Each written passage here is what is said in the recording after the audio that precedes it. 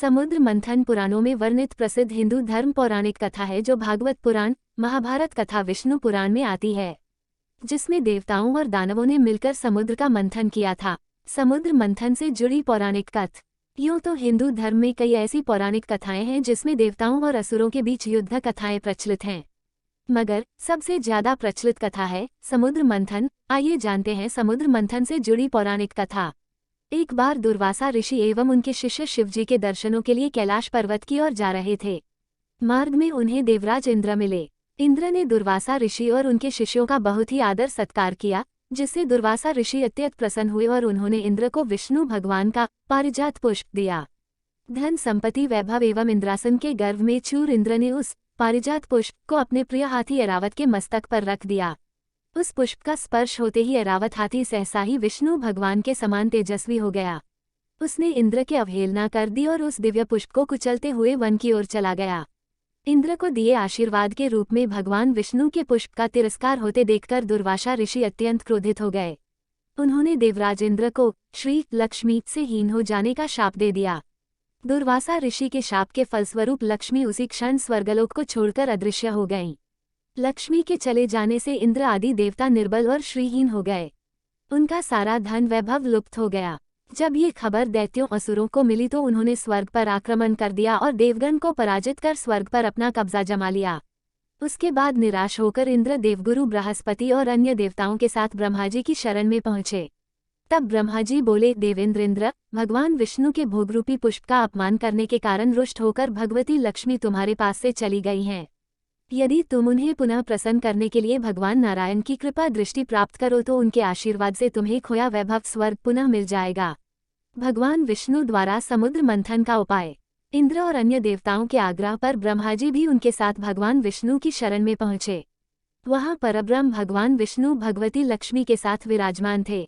सभी देवगण भगवान विष्णु की स्तुति करते हुए बोले, हे प्रभु, आपके श्रीचरणों में हमारा कोटि कोटि प्रणाम। भगवान, दुर्वासा ऋषि के शाप के कारण माता लक्ष्मी हमसे रूठ गई हैं और दैत्यों ने हमें पराजित कर स्वर्ग पर अधिकार कर लिया है। अब हम आपकी शरण में हैं, हमारी रक्षा कीजिए। हम सब जिस उद्देश्य से आपकी शरण में आए हैं, कृपा करके आप उसे पूरा कीजिए। भगवान विष्णु त्रिकालदर्शी हैं, वे पल भर में ही देवताओं के मन की बात जान गए। तब वे देवगणों से बोले, मेरी बात ध्यानपूर्वक सुने। दैत्यों पर इस समय काल की विशेष कृपा है, इसलिए जब तक तुम्हारे उत्कर्ष और दैत्यों के पतन का समय नहीं आता तब तक तुम उनसे संधि कर लो, क्योंकि केवल यही तुम्हारे कल्याण का उपाय है। क्षीरसागर के गर्भ में अनेक दिव्य पदार्थों के साथ साथ अमृत भी छिपा है। उसे पीने वाले के सामने मृत्यु भी पराजित हो जाती है। इसके लिए तुम्हें समुद्र मंथन करना होगा। ये कार्य अत्यंत दुष्कर है, अतः इस कार्य में दैत्यों से सहायता लो। कूटनीति भी यही कहती है कि आवश्यकता पड़ने पर शत्रुओं को भी मित्र बना लेना चाहिए।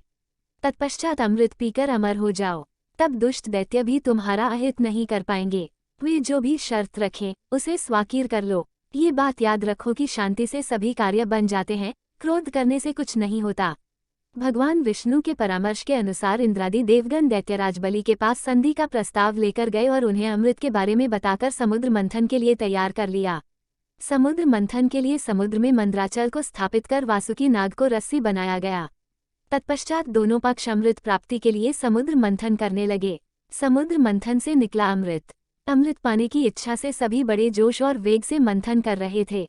सहसा तभी समुद्र में से कालकूट नामक भयंकर विष निकला।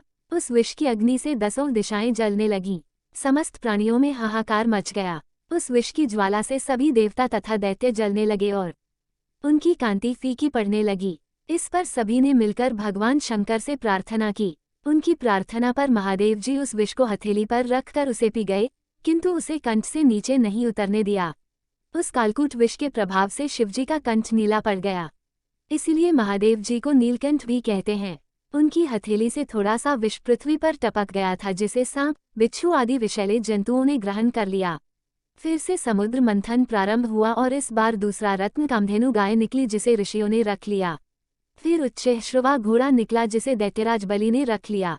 उसके बाद ऐरावत हाथी निकला, जिसे देवराज इंद्र ने रख लिया। ऐरावत के बाद कौस्तुभमणि समुद्र से निकली, उसे विष्णु भगवान ने रख लिया। फिर कल्पवृक्ष निकला और रंभा नामक अप्सरा निकली। इन दोनों को देवलोक में रख लिया गया। आगे फिर समुद्र को मथने से लक्ष्मी जी निकली। लक्ष्मी जी ने स्वयं ही भगवान विष्णु को वर लिया। उसके बाद कन्या के रूप में वारुणी प्रकट हुई जिसे दैत्यों ने ग्रहण किया। फिर एक के पश्चात एक चंद्रमा, पारिजात वृक्ष तथा शंख निकले और अंत में धन्वंतरी वैद्य अमृत का घट लेकर प्रकट हुए। धन्वंतरी के हाथ से अमृत को दैत्यों ने छीन लिया और उसके लिए आपस में ही लड़ने लगे। देवताओं के पास दुर्वासा के शापवश इतनी शक्ति रही नहीं थी कि वे दैत्यों से लड़कर उस अमृत को ले सके, इसलिए वे निराश खड़े हुए उनका आपस में लड़ना देखते रहे। देवताओं की निराशा को देखकर भगवान विष्णु तत्काल मोहिनी रूप धारण कर आपस में लड़ते दैत्यों के पास जा पहुंचे। उस विश्वमोहिनी रूप को देखकर दैत्य तथा देवताओं की तो बात ही क्या, स्वयं ब्रह्मज्ञानी कामदेव को भस्म कर देने वाले भगवान शंकर भी मोहित होकर उनकी ओर बार बार देखने लगे। जब दैत्यों ने उस नवयौवना सुंदरी को अपनी ओर आते हुए देखा तब वे अपना सारा झगड़ा भूलकर उसी सुंदरी की ओर कामासक्त होकर एकटक देखने लगे। वे दैत्य बोले, आओ शुभगे, तुम्हारा स्वागत है, हमें अपने सुंदर कर कमलों से यह अमृत पान कराओ। इस पर विश्वमोहिनी रूपी विष्णु ने कहा, हे देवताओं और दानवों, तुम दोनों ही महर्षि कश्यप जी के पुत्र हो, फिर भी परस्पर लड़ते हो। मैं तो स्वेच्छाचारिणी स्त्री हूँ। बुद्धिमान लोग ऐसी स्त्री पर कभी विश्वास नहीं करते, फिर तुम लोग कैसे मुझ पर विश्वास कर रहे हो? अच्छा यही है कि स्वयं सब मिलकर अमृतपान कर लो। विश्वमोहिनी के ऐसे नीति कुशल वचन सुनकर उन कामांध दैत्यों, दानवों और असुरों को उस पर और भी विश्वास हो गया। वे बोले, सुंदरी, हम तुम पर पूर्ण विश्वास है। तुम जिस प्रकार इस अमृत बांटोगी हम उसी प्रकार अमृतपान कर लेंगे। तुम ये घट लो और हम सभी में अमृत वितरण करो। विश्वमोहिनी ने अमृत घट लेकर देवताओं और दैत्यों को अलग अलग पंक्तियों में बैठने के लिए कहा। उसके बाद दैत्यों को अपने कटाक्ष से मदहोश करते हुए देवताओं को अमृतपान कराने लगे। दैत्य उनके कटाक्ष से ऐसे मदहोश हुए कि अमृत पीना ही भूल गए। भगवान की इस चाल को राहु नामक दैत्य समझ गया। वह देवता का रूप बनाकर देवताओं में जाकर बैठ गया और प्राप्त अमृत को मुख में डाल लिया। जब अमृत उसके कंठ में पहुंच गया तब चंद्रमा तथा सूर्य ने पुकारकर कहा कि ये राहु दैत्य है। ये सुनकर भगवान विष्णु ने तत्काल अपने सुदर्शन चक्र से उसका सिर गर्दन से अलग कर दिया। अमृत के प्रभाव से उसके सिर और धड़ राहु और केतु नाम के दो ग्रह बनकर अंतरिक्ष में स्थापित हो गए।